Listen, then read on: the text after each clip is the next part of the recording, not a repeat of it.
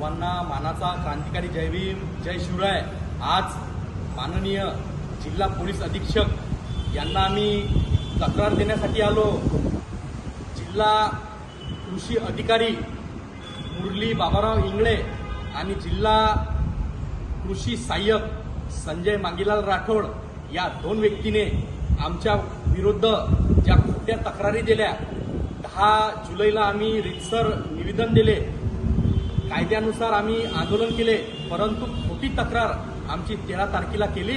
या खोट्या तक्रारी करणाऱ्यावर गुन्हे दाखल झाले पाहिजेत आणि शासकीय पदाचा गैरउपयोग करून या संजय मांगीलाल राठोड सहाय्यक प्रशासकीय कृषी अधिकारी यांनी याच्या पदाचा गैरवापर करून, पदाचा दुरुपयोग करून आमच्यावर खोटे गुन्हे दाखल केले।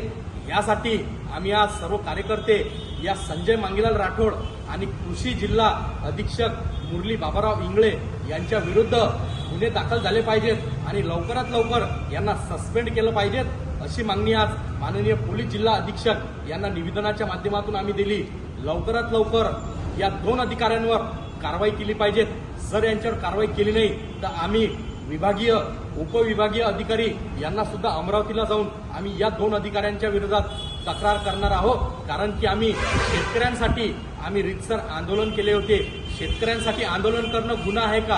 अरे या दोन अधिकाऱ्यांनी आम्ही शेतकऱ्यांसाठी आंदोलन केले, परंतु आमच्यावर खोटे तक्रारी दाखल करून आमच्यावर विनाकारण आमच्या 15 कार्यकर्त्यावर खोट्या तक्रारी दाखल केल्यामुळे या अधिकाऱ्यांना निलंबित केलंच पाहिजे।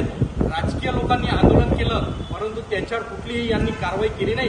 आम्ही फक्त आंबेडकरीवादी असल्यामुळे आमच्यावर या दोन अधिकाऱ्यांनी कृषी सहाय्यक संजय मांगीलाल राठोड आणि जिल्हा कृषी अधिकारी मुरली बाबाराव इंगळे यांनी आमच्यावर खोट्या तक्रारी केल्या। यांच्यावर गुन्हे दाखल झाले पाहिजेत अशी आज आम्ही SP साहेबांना मागणी केली। आम्ही MIDC पोलीस स्टेशनला सुद्धा आम्ही तक्रार दिली। लवकरात लवकर MIDC पोलीस स्टेशनमध्ये सुद्धा हे तक्रार आमची घेण्यात यावे, आमचा FIR दाखल करण्यात यावे, नाहीतर आम्ही अकोला जिल्ह्यात आंदोलन केल्याशिवाय राहणार नाही हा इशारा देतो। आणि या दोन अधिकाऱ्यांच्या लवकरात लवकर आम्ही विभागीय तक्रार सुद्धा करणार आहोत। या दोन अधिकाऱ्यांना आम्ही सस्पेंड केल्याशिवाय आम्ही शांत बसणार नाही। कारण की खोट्या तक्रारी आमच्या दाखल केल्या, मग खोट्या तक्रारी दाखल करणाऱ्यावर गुन्हे दाखल झाले पाहिजेत आणि अशा खोट्या तक्रारी दाखल करणाऱ्याला सस्पेंड केलंच पाहिजे। हेच आज या व्हिडिओच्या निवेदनाच्या माध्यमातून आम्ही मागणी करतो। लवकरात लवकर या दोन अधिकाऱ्यांना निलंबित करा हेच मागणी करतो। जय शिवराय जय भीम।